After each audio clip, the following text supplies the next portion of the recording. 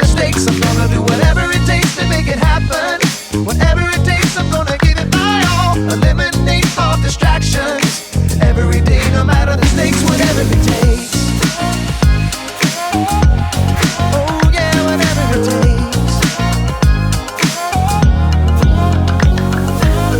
I don't know how it feels to only put in half of the effort I can give.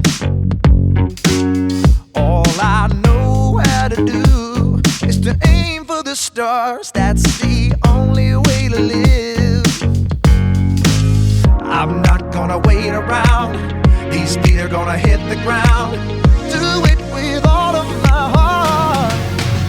I'm gonna do whatever it takes to make it happen. Whatever it takes, I'm gonna give it my all. Eliminate all distractions. Every day, no matter the stakes, I'm gonna do whatever it takes to make it happen. Whatever it takes, I'm gonna give it my all. Eliminate all distractions. Every day, no matter the stakes, whatever it takes. Oh, whatever it takes. I gotta do whatever it takes. You gotta do whatever it takes. We gotta do whatever it takes. I gotta, you gotta, we gotta do. Oh, I'm gonna do whatever it takes to make it happen.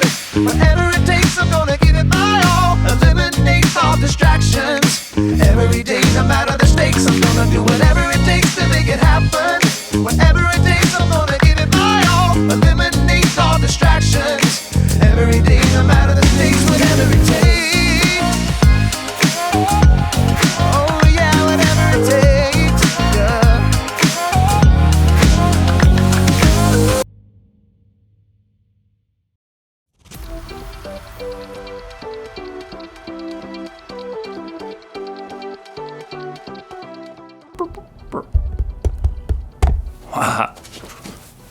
Hey everybody, it's me, Jacob, and I may not be a real astronaut, but I still know a lot about initiative. Initiative is seeing what needs to be done and doing it. So, it's doing what needs to be done. Yes, but first you have to see what needs to be done. You have to look for the needs around you. They know all about this in space travel. Let's say, for instance, they decide to go from the Earth to the moon. They don't just get in their rockets, strap themselves in, and take off. No. Hey phone, how do I get to the moon? No. They spend months, even years, planning for every trip. They prepare for things that might go wrong and have backup plans in place to help protect them. They look out for things that might get in their way, like other aircrafts or satellites. Look out for that asteroid! Oh, that was a close one. They decide before they even start the trip exactly where they're gonna go and how they're gonna get there. They know Aw, man. I ruined the moon! That was not part of the plan. But good thing, I had a backup plan. This moon is much sturdier. In today's story, we'll hear more about Nehemiah, who had a plan to make the city of Jerusalem stronger. And there was more to that plan than just rebuilding the wall. Nehemiah could have used a smartphone. Knock knock, who's there? It's phone. Hey, phone, question. How do I make Jerusalem stronger? Or maybe not. I'll see you in a few. The Bible. It's 66 books of history, stories, letters, and poetry that fit together to form God's one big story. The epic adventure of how He created us and loves us so much that He made a way to rescue us. As we travel through the Bible, from Genesis to Revelation, we discover people who met God and found their lives changed forever. Now, for an amazing story, inspired by the book of Nehemiah, chapter 5, verses 1 through 12. Nehemiah had traveled all the way from the king's palace of Persia to the broken down city of Jerusalem. And there, with God's help, he rallied all the Jews living there to begin the epic job of rebuilding that city's walls. Who's with me? I say, let's start rebuilding. At first, the work went well. Each family or group took a different part of the wall to work on. We're making record time. Nehemiah and the people even managed to ignore taunts and threats from neighboring nations who did not want to see that wall rebuilt. If a fox climbs on that pathetic thing, it'll fall right down. The God of heaven will give us success. So it seemed like nothing was going to stop this big project until new trouble showed up. From inside the walls, a group of Jews in ragged cloaks came to look for Nehemiah where he was working on the wall.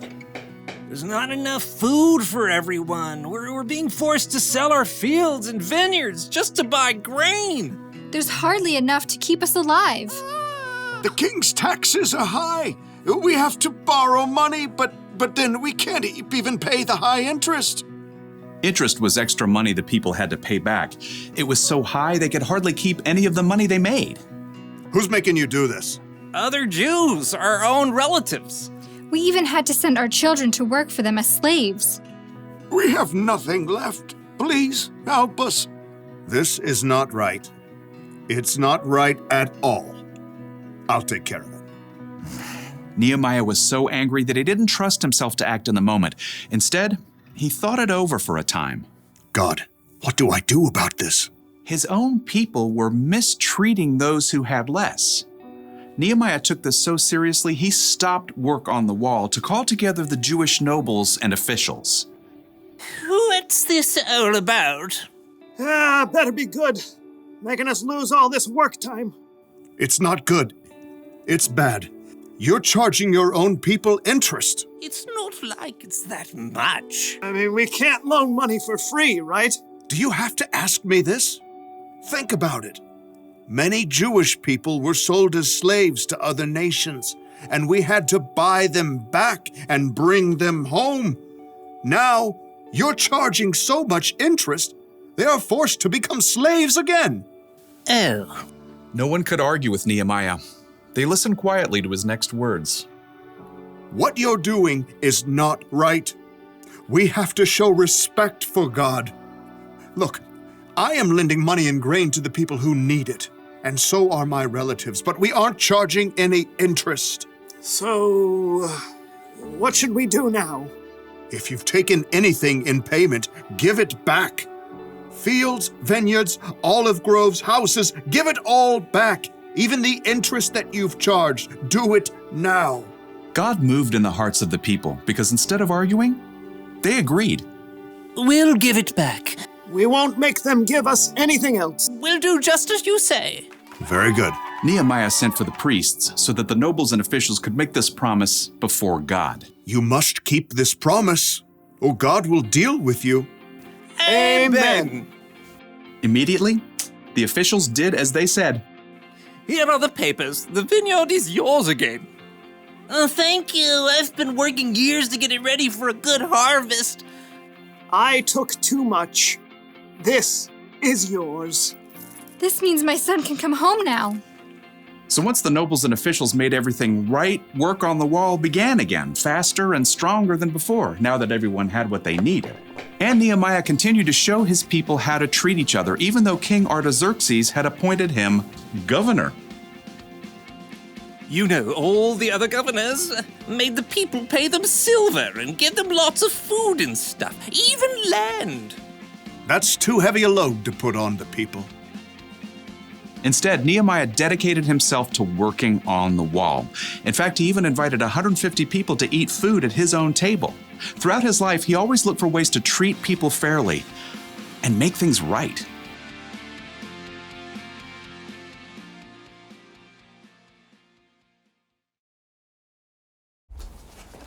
The city of Jerusalem was in trouble because the walls had been broken down. But that wasn't the only thing that was broken. Nehemiah looked and saw that some of his people were being treated unfairly because they were poor, and he did something about it. He stood up for them and worked to make things more fair. Initiative starts with seeing what needs to be done And more often than not, it starts with seeing who needs to be helped and what needs to be made right. That's one of the reasons Jesus is so amazing. He saw people. He showed people how valuable they were by loving them no matter what, and he inspired them to love others. We're called to love people too. We should stand up for people who are being treated unfairly because of the way they look, or where they're from, or how much money they have, or what they believe in. If you've ever been treated unfairly, then you know how it feels. It's not good, but maybe you also know how it feels when someone stands up for you, when someone's on your side. Standing up for people is one way we can make things more fair. We can make things right, and it's one way we can show others the love God has for the world. So, here's the one thing to remember today.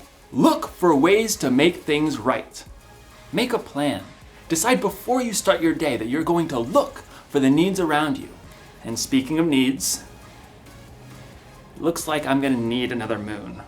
This one's just too delicious. This moon tastes like cheese. Oh. I'll see you next time. Oh, there goes my space shop.